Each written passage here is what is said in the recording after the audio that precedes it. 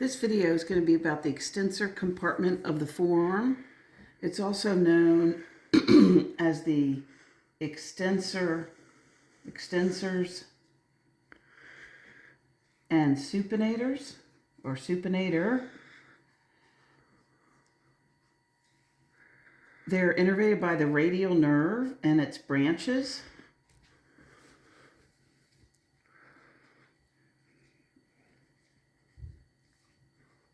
And they act at the wrist and the digits. So I'm going to list them out here first, and then we'll look at them on a model. So many of them attach to the lateral epicondyle of the humerus, and you can think of that lateral epicondyle of the humerus as the extensor supinator epicondyle. So many of them attach there, not all. So the first muscle we'll see is the brachioradialis, and that is a very odd muscle because, as I was just saying, this is the extensor supinator compartment of the forearm, or the extensor compartment, and the brachioradialis is an oddball in that it flexes at the elbow. The next muscle we'll meet is the extensor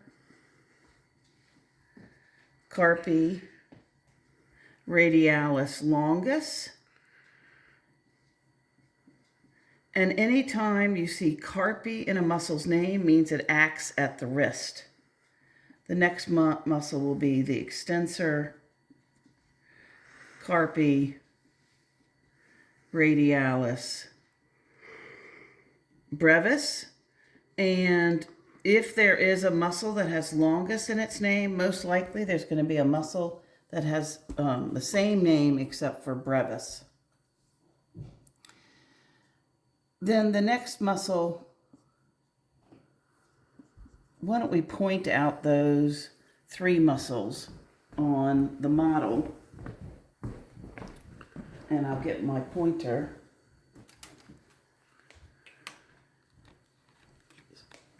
So if I turn it like this, we can see here, this is the brachialis, this is the biceps brachii, this is the triceps.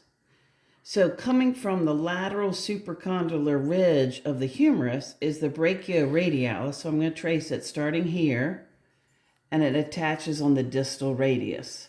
This is the one that was the oddball. It's an elbow flexor. The next muscle coming off the lateral supracondylar ridge is the extensor carpi radialis longus, and it attaches to a metacarpal. So that's a wrist extensor, and it radially deviates or abducts at the wrist. So brachioradialis, extensor carpi radialis longus, and then this is the extensor carpi radialis brevis. That also attaches to the base of a metacarpal. Also a wrist extensor and a radial deviator at the wrist, and the two work together to do wrist extension and radial deviation.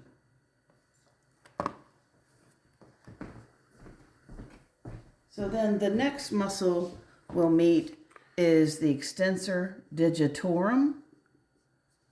And the word digitorum tells you it acts at the digits. And it'll be digits 2 through 5. It used to be called the extensor digitorum communis. That has been dropped. Then we'll look at the extensor digiti minimi, and that is also called digiti quinti. So that's for the little finger or the fifth digit, and it's an extensor.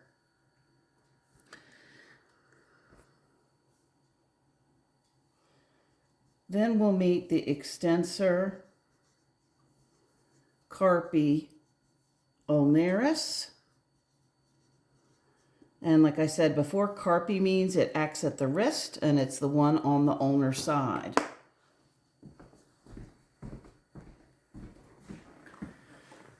Okay, so we left off at the extensor carpi radialis brevis, and then you see a gap. These are called the outcropper muscles or the outcropping muscles, and they all act on the thumb, and I'll do a separate video for that. So they all have pollicis in their name.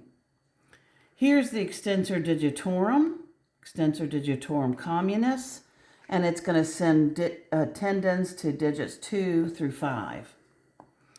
Then here's the extensor digiti minimi, that's just going to the little finger, and the extensor carpi ulnaris, which will attach to the 5th metacarpal base.